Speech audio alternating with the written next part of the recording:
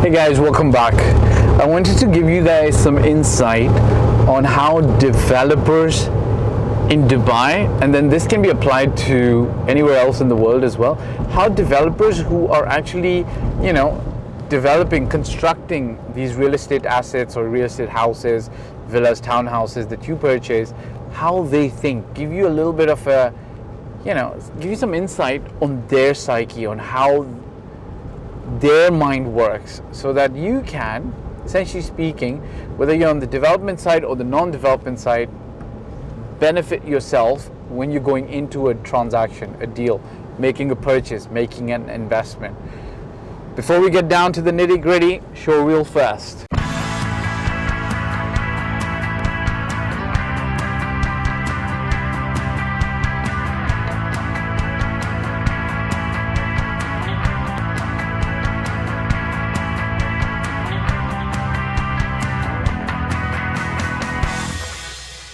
Alright, welcome back guys. Look, I wanted to make a quick video, and this is going to be more, I'd love it to be more discussion oriented so that we could have a two-way discussion, but it's going to be me speaking. Perhaps you could put comments down in the comment section, ask me questions, hit the bell icon and press the like button. It does something to the algorithm, and YouTube sends the video across to more people, and they might be able to benefit from this as well. Alright, let's get down to brass tacks.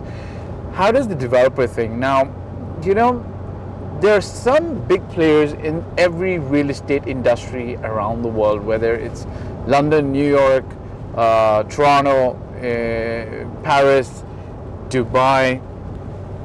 Who are the big players, right? The government's one of the big players, but the government's job is to regulate the market, right? The government's role isn't as such to make money for their own pockets, but government's job, specifically speaking in Dubai, is to push forward the vision of Dubai. So government's one big player, but we're not going to concentrate and talk too much about the government.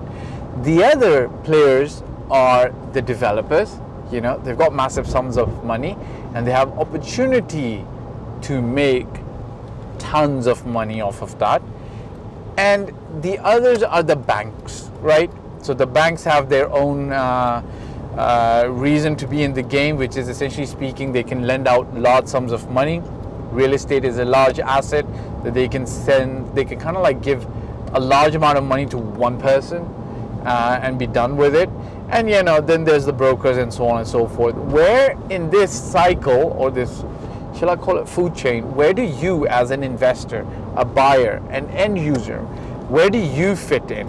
Okay, I think you have some power, okay, especially if you're a bulk buyer or you're a seasoned investor who knows what he or she is doing, but I think you have much less power than what a developer does.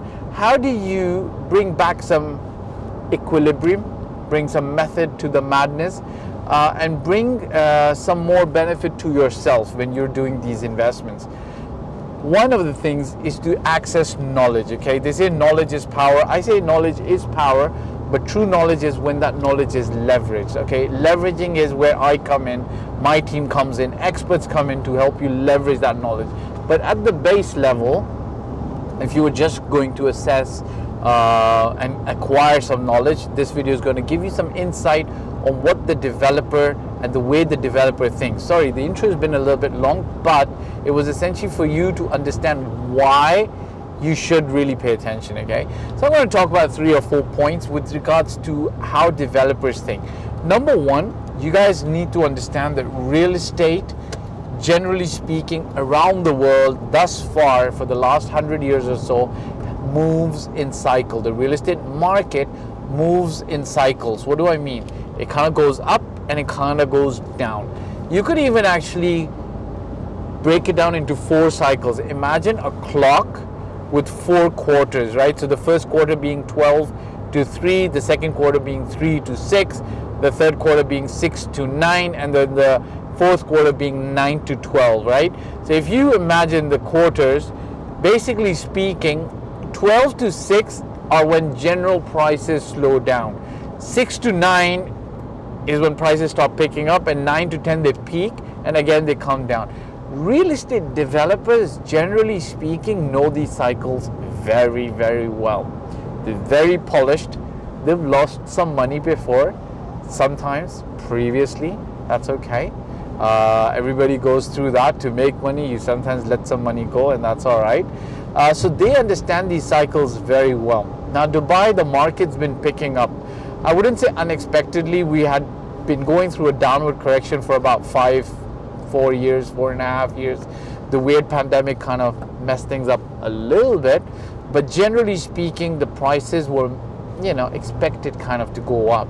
What do developers do in these instances?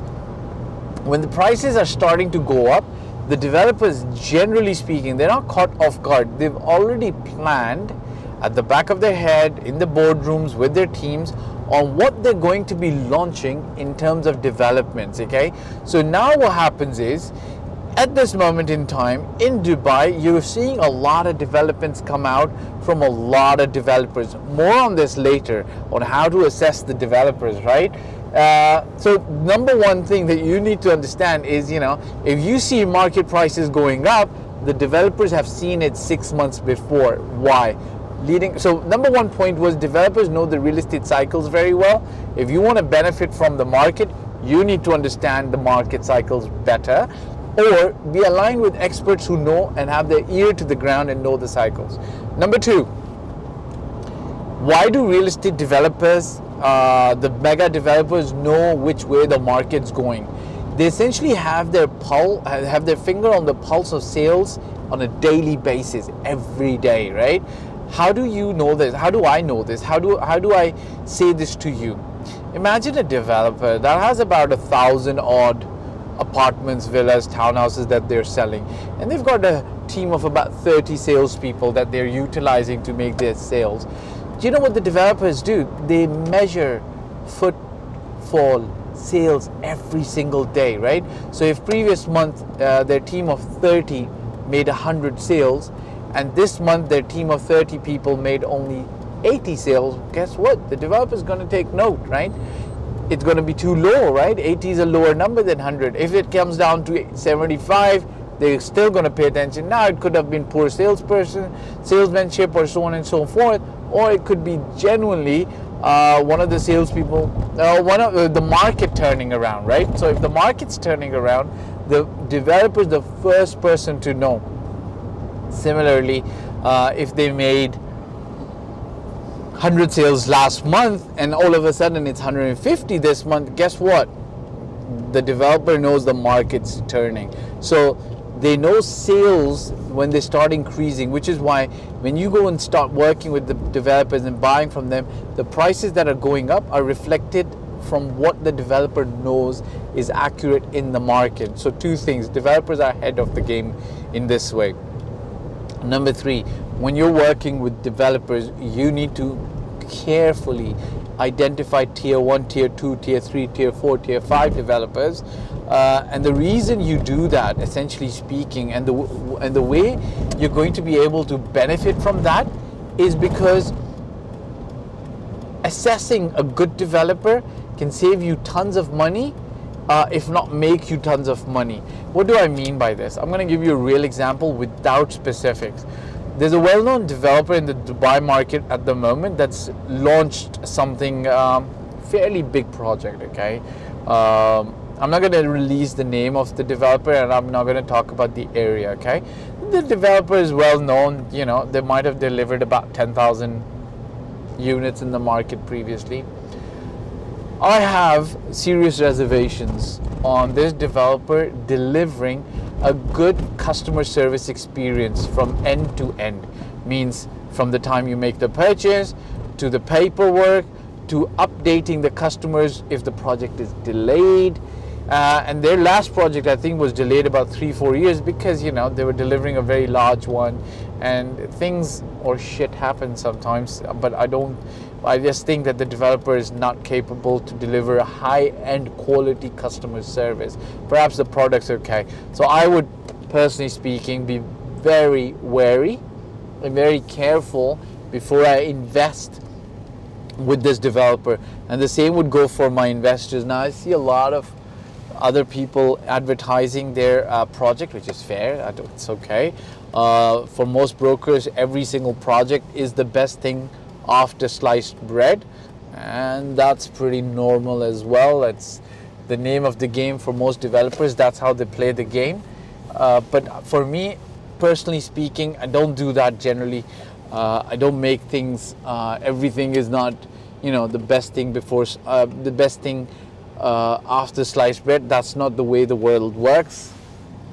But I would actually definitely say do your due diligence when you are making these investments, so that you know what a tier 1, tier 2, tier 3 developer gets you in terms of returns. This is very important. So understand the game that the developers understand.